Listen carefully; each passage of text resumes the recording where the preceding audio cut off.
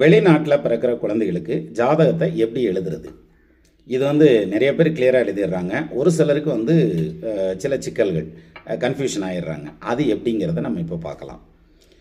அதாவது இப்போ நியூயார்க்கில் ஒரு குழந்தை பிறக்குது, சிட்னியில் ஒரு குழந்தை பிறக்குது, இது மாதிரி ஏதோ ஒரு இப்போ துபாயில் ஒரு குழந்தை பிறக்குது அப்படின்னா, அந்த டயத்துக்காக இந்தியாவில் என்ன டைம் அப்படின்னு சொல்லி, அதாவது அவங்களுடைய தாய்நாட்டில் என்ன டைம் அப்படின்னா அந்த டயத்துக்காக கன்வெர்ட் பண்ணி அந்த டயத்தை ஜோசியத்தை கொடுத்து அதுக்காக ஜாதகம் எழுதிப்படுறது.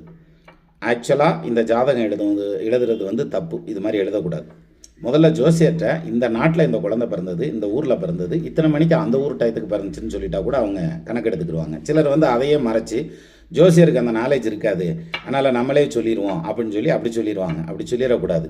காரணம் என்னென்னா, அந்த ஊர் டைம் ஜோன், அதுக்கான டேலைட் சேவிங், அதுக்கான சன்ரைஸ், இதை மூணையும் வச்சு ஜாதகம் கணிச்சா மட்டும்தான் ஜாதகம் கரெக்டாக இருக்கும். இல்லாட்டி தப்பாக போயிடும்.